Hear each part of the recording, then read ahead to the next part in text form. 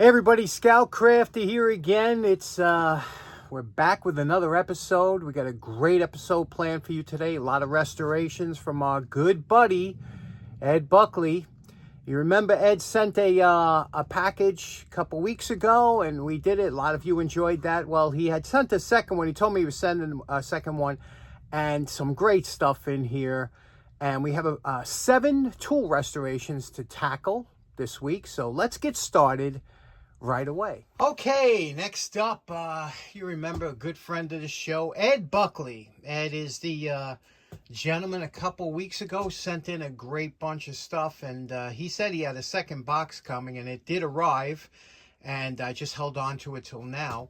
Great stuff he sent. Ed was the master electrician, steam fitter, pipe fitter, plumber, jack of all trades, and master of most of them. He had his own business and things. So Ed had some of these he just threw together, and like I said, in the second box, I'm going to go through piece by piece. We're going to do a quick marathon, Ed Buckley marathon, and try and see how many we can get done in this episode. And he sent some great books that I want to show you. Those books there, unbelievable. We'll get to it. So let's start with these one at a time.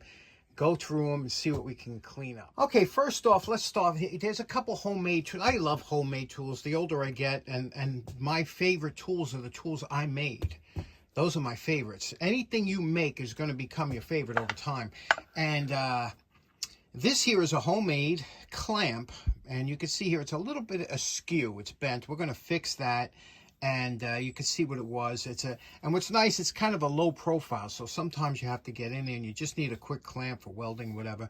This was a piece of square stock or key stock that was brazed. It looks like brazed to the top of a regular bolt, and just something that was made in the shop. So let's just do a clean. We're not going to, and we're going to straighten this out. We'll put this into the vise like this, and then we'll take a wrench and we'll just wrench it back so that's straight and lined up with that. Let's do that real quick. Okay, we straightened everything out here. You could see everything's nice and straight. Everything's lubricated. Look how nice the threads are. Everything works well. Look at the beautiful braze, and I love a beautiful braze. Everything looks good. Now the only thing was I noticed there was some orange paint on here. I think this was painted orange at the time.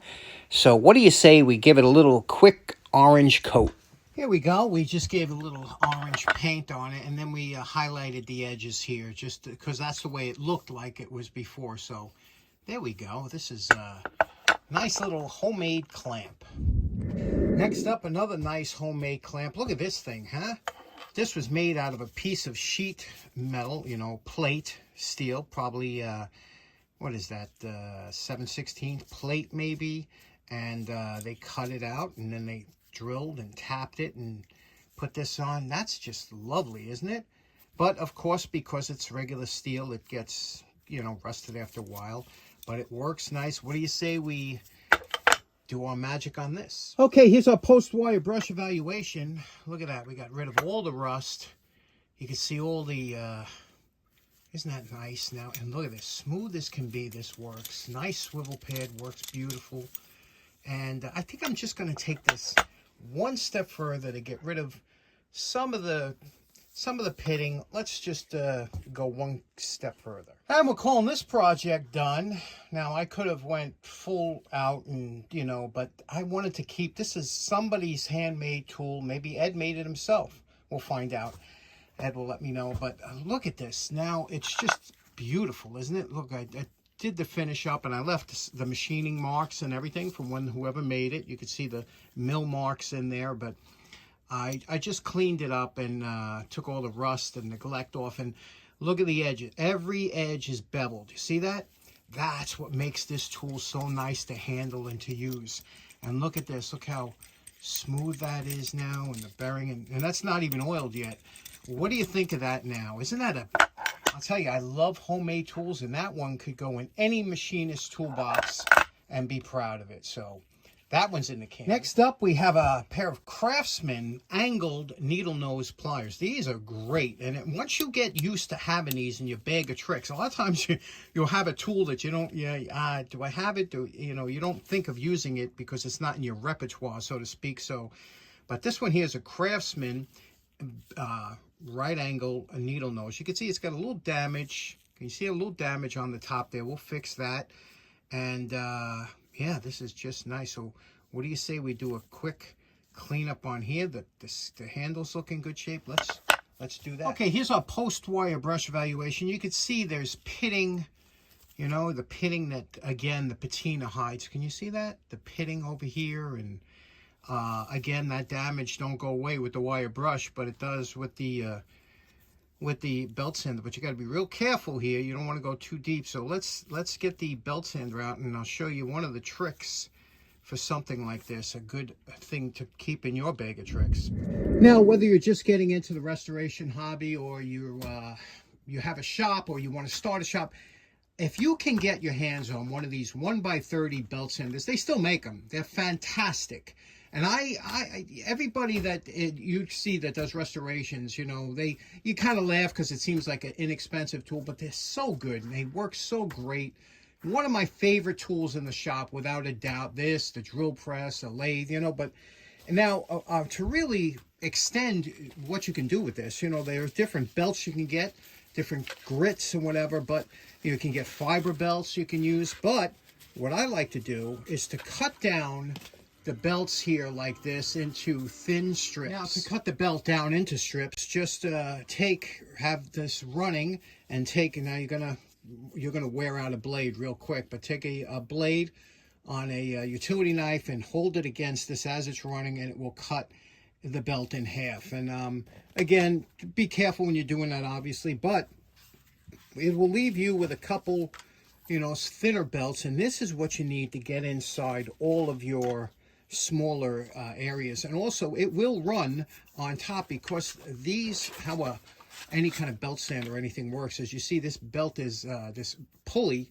is convex, okay, and it has a high point here, and it's always trying to run up to the center.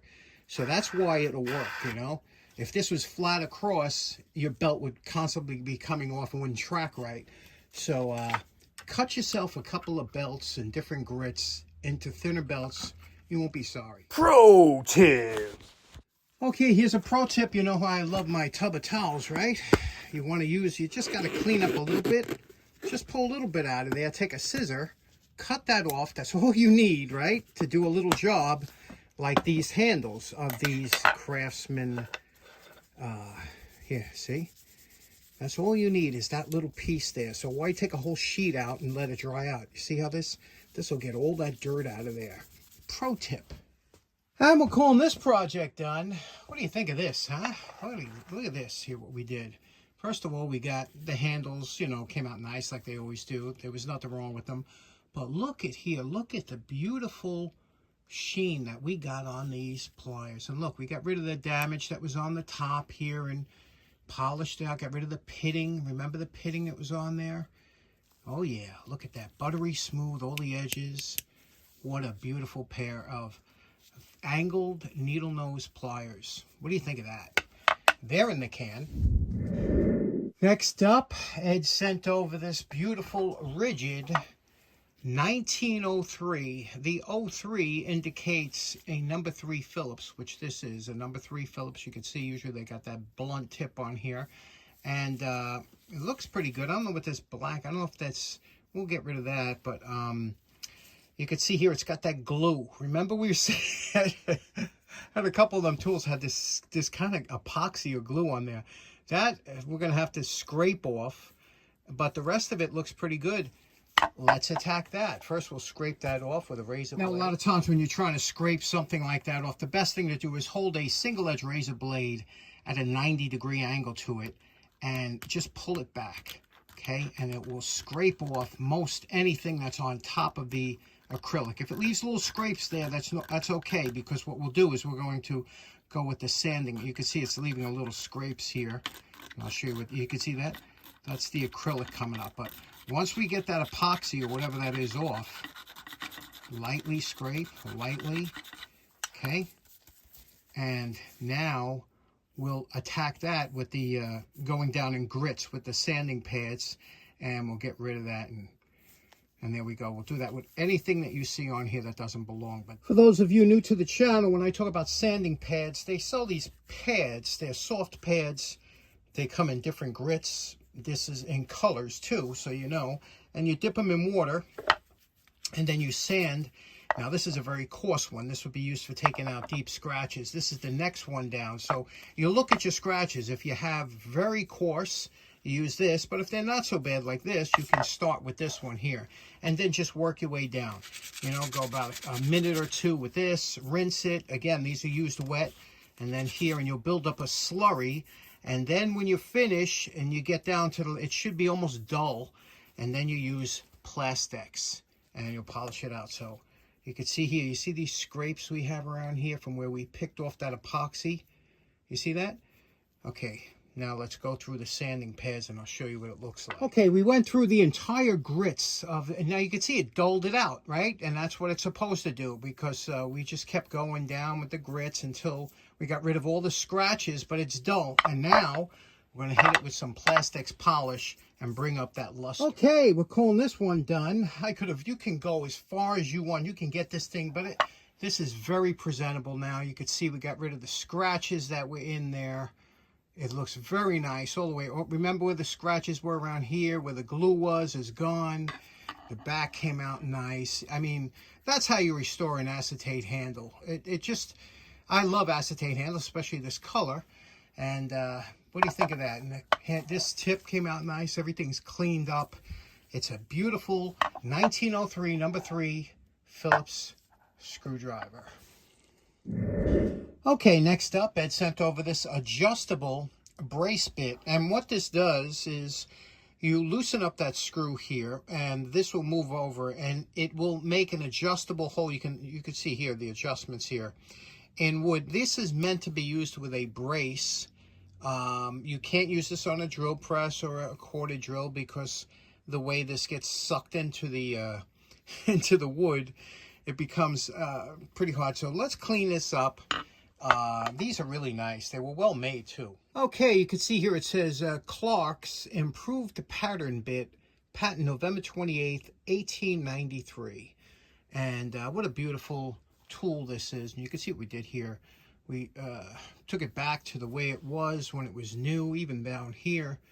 Actually, probably nicer than new. And here is the markings for the depth, how deep you're going in. And here's how this works. And you can see it's a double dovetail design. And what this is, we'll slip it into here. You can see that double dovetail that we're talking about. See that? Top and bottom. And when this goes in, you lock it in. This has a capacity from about 1.75 inches to 3 inches. That's it. You can't do less than that. You can't do more than that. So where you see that scale, so you put that where you want, and then you put the screw in here and tighten it down. And let me show you how this works. Okay, we're calling this project done. Came out real nice, didn't it? As you can see here, we got everything cleaned up. Really looks almost new old stock, right? Doesn't it? Got rid of all the pitting, all the scratches and everything. Now, here's the problem. I've never had luck with using these because I haven't been trained in this and using these. I know how they're supposed to work, but what happens is every time I try and use, unless you use a specific type of wood, I don't know if this was supposed to be used in kind of more of a wet wood or more of a, you know, I tried it in hardwood, softwood. Here's an example here. Now, what happens when you try, this is pine. Now, pine is considered to be a softwood. The problem is that when this draws the bit in, this little conical screw here, and what happens is that when it starts to get a little bit tough, all of a sudden it strips out of the wood because, you know, it's not threaded in there. So it strips out, and then this thing just spins around, and it doesn't have any force pulling it in. So I've never had these... I've never had these work well for me. And again, this has to be very sharp, this edge here, because it actually makes 2 holes. It makes an inner hole, okay, which this cutter does. So you have this wing, cuts the circle. This evacuates the wood for the inner hole. And then for the outer hole, this cuts the circle, this wing, and this edge chips all that out. I've never had these. Maybe you're better than me. Maybe you've had these work good. I don't know. Every time I start to draw down, this strips out. But they were interesting, and I love to see. I'd love to see these work on what type of wood they work, whatever. But this one's cleaned up, and best I could get it. Next up, we have a beautiful pair of miniature, and these are real nice. They're like jewelers, needle nose. And these are really well made. You could see the way there's the way they're made. They're interlocked. You don't get any wobble, any shake. This is super strong. They're very nicely made, tight. Wire brush. Let's check them out. Here's our post wire brush evaluation. You could see here they look like they might have been blued. And okay, you can see there's a little above on the tip there. You see a little notch? There's a little, looks like somebody grabbed them with pliers or something like that on both sides. We can get rid of that, and let's see what we can do with this. Now we're calling this project done. What do you think about this one here? Look, let's take a look at what we did here. We got rid of all the pits, little notches that were on the top. We got rid of them. We took most of it, re-blued the handles. The bluing was a little bit, but isn't that nice now? And these are really smooth. Look at the teeth on the inside. This is a beautiful pair of jeweler's pliers, and well made. I don't know, probably Germany or something like that. What do you think of those? Okay, we are on our 7th tool from Ed that we are going to do for this. Now, let's take a look at this. I love these bicycle-style wrenches, but this one here is unusual. It's flat plate steel, and look at that. Very interesting. It does have a screw holding it on, so it can come apart. And somebody put a little notch in here, I'm sure, to identify it, because these did tend to walk many times. What do you say we take it apart? To take it apart, the best way to do these is to bring the jaw all the way to the bottom. Okay, once it's all the way to the bottom, then take a screwdriver that fits there, put it in, and make sure you get a screwdriver that fits nice and tight, and then unscrew that screw. And we got lucky here. This one here is working, is unscrewing. Sometimes you get ones that aren't. So there we go. That came out nice.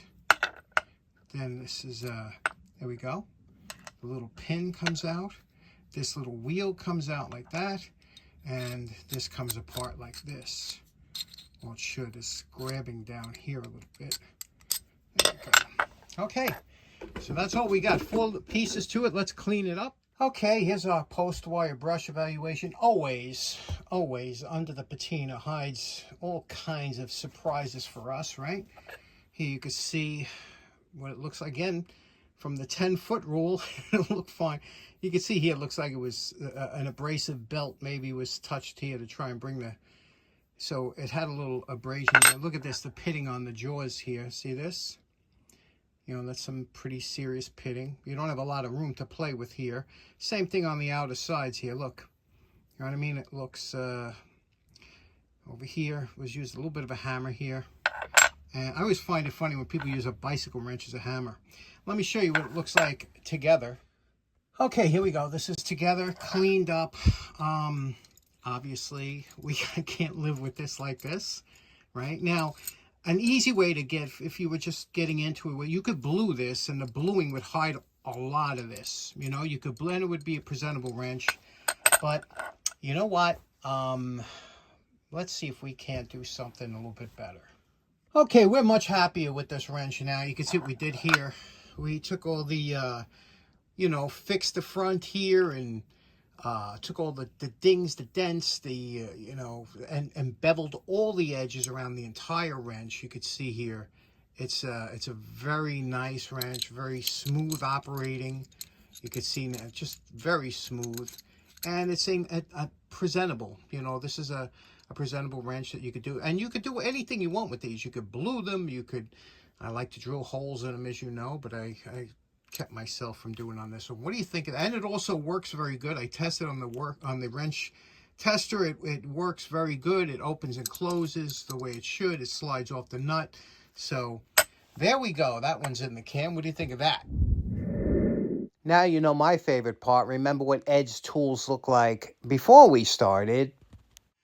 And we're calling these tools finished. What do you think? That was a nice turnaround, huh? A lot of these came out really nice. And what was your favorite amongst these? But there are some things better that Ed sent over. Let me show you what else he sent.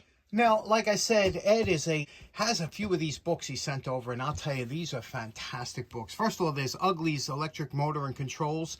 This is a great book. This has all the wiring diagrams if you have to look in to find out, and all different, anything you need to know with electric motors, both AC and DC. And it's a great book to have. And it's everything that you need to know in the field. That's why it comes in this book. Great book. Next book is unbelievable. If you can come across one of these, it's the Kent Mechanical Engineer's Handbook. Can you see that? And this one here is from 1946. But everything in here is still applicable today. And it's just a great...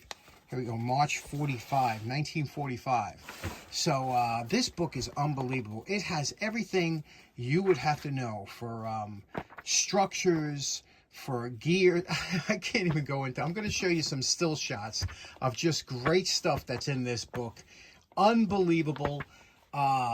You need to get one. If you ever come across one of these, this has everything you need to know. Now, believe it or not, 3 times I tried to show this book by flipping through it. It's just, you can't do it. It doesn't do justice to this wonderful book. I shot some of the content pages. If you can, you might want to blow it up or something just to see the amount of information in this fantastic book. And then last up, my absolute all-time favorite book, Ordell's Plumbers and Steam Fitters Guide #2. And the reason I love this book so much is because, first of all, again, this book is from look at this, copyrighted 1925 and 1938, okay? Look at what I love about this. This is before any computer fonts or anything. This is all hand-drawn. All the printing in here that you see is hand-drawn. Everything that's in here, absolutely amazing. And that's just not just for steam fitters, for plumbers, how to run piping, how to get the proper connections and everything you can imagine. And all with hand drawn. Look at that. Everything here was drawn by hand. It must have taken months and months to have all these illustrations. Toilets. It looks like a modern toilet. It's the same toilet I have in my house. I got to tell you, it's just fantastic. Everything that you could possibly want to know.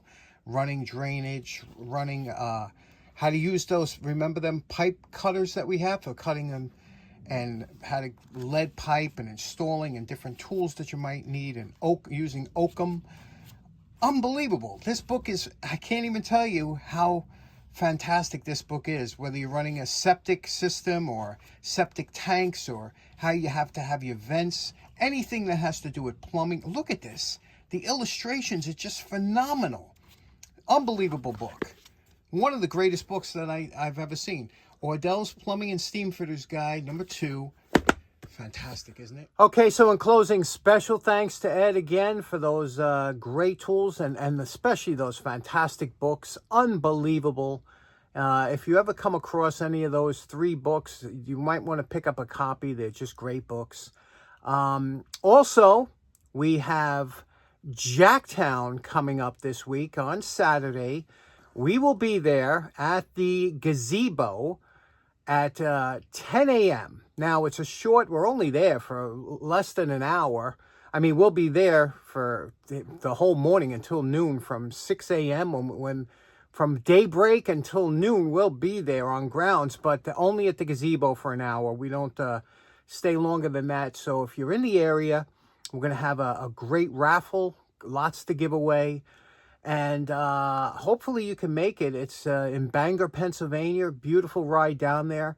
If you're on the fence about going, just go. You're going to enjoy it. Now, I know there's always a chance of rain around this time of year. Right now, they're calling for a 50% chance of thunder showers. That's okay, because it's a rain or shine event. Just bring an umbrella. You'll have a great time. Fantastic show. Looking forward to seeing you there. Please do not bring me anything. That's don't bring me anything. I'm full up. Still got a ton of projects to get to, so I do appreciate it.